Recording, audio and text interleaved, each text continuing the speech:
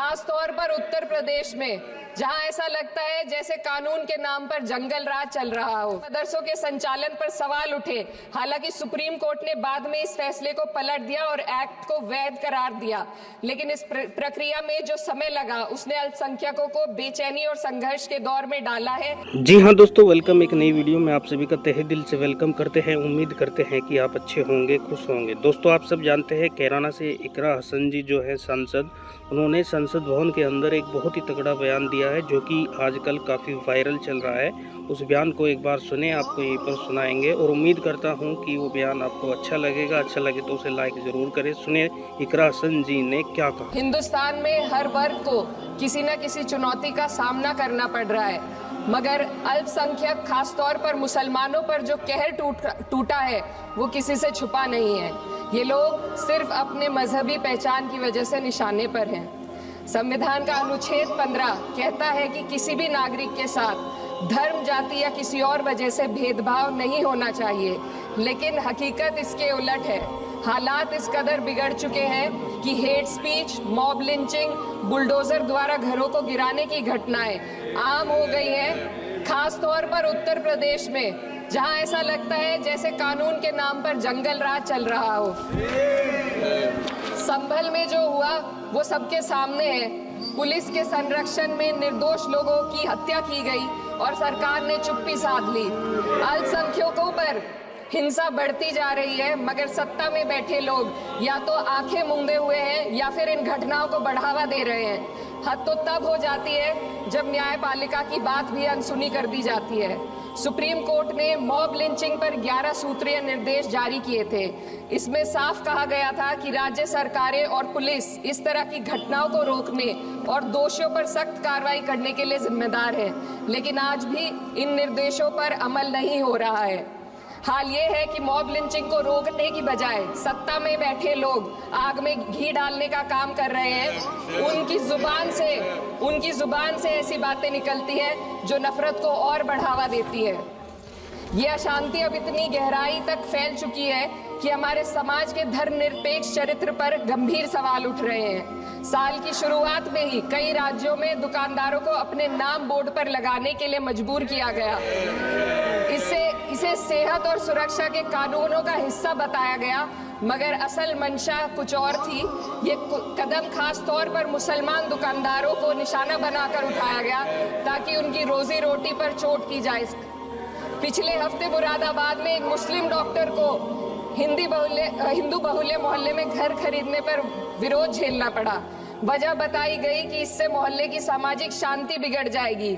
अब आप ही बताइए, क्या ये वजह सही है, जायज है? असल में ये छोटी बड़ी घटना इस बात का सबूत है कि सांप्रदायिकता को बढ़ावा देने वाले बयान और नीतियां हमारे समाज को अंदर से खोखला कर रही है। उत्तर प्रदेश में यति नरसिंहन ने बेहद घटिया बयान दिया, लेकिन सरकार इन बयानों पर कोई कार्रवाई नहीं कर रही। हेट स्पीच न केवल जनमानस के विचारों को प्रदूषित करती है, बल्कि इससे अब संवैधानिक पदों पर बैठे लोगों को भी प्रभावित कर दिया है। अभी हाल ही में माननीय उच्च न्यायालय इलाहाबाद के माननीय न्यायाधीश ने ऐसे बयान दिए जिसका संज्ञान खुद सुप्रीम कोर्ट को लेना पड़ा। संविधान के अनुच्छेद 29 और 30 ने अल्पसंख्यकों को उनके मजहबी और सांस्कृतिक हक दिए हैं ताकि वो अपनी पहचान को बचा सके और अपने संस्थान चला सके, लेकिन आज उन्हीं हकों पर हर तरफ से चोट की जा रही है।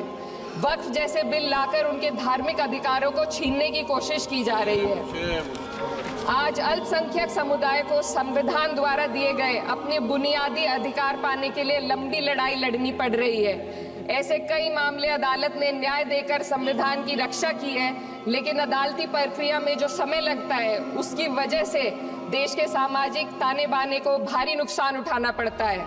मिसाल के तौर पर इलाहाबाद हाई कोर्ट ने 2004 के मदरसा एक्ट को रद्द कर दिया था, जिससे मदरसों के संचालन पर सवाल उठे। हालांकि सुप्रीम कोर्ट ने बाद में इस फैसले को पलट दिया और एक्ट को वैध करार दिया, लेकिन इस प्रक्रिया में जो समय लगा उसने अल्पसंख्यकों को बेचैनी और संघर्ष के दौर में डाला है। इसी कड़ी में प्लेसेस ऑफ वर्शिप एक्ट 91 भी आता है और कई अन्य अधिकार, उन्हें भी इसी तरह अदालती लड़ाइयों में उलझाया जा रहा है। ये स्थिति न केवल अल्पसंख्यकों के अधिकारों की राह में रुकावट है, बल्कि justice delayed is justice denied जैसी कहावत को सिद्ध करती है। मैं इस सदन से दुनिया भर के अल्पसंख्यकों की आवाज उठाना चाहती हूँ, खास तौर पर हमारे पड़ोसी देश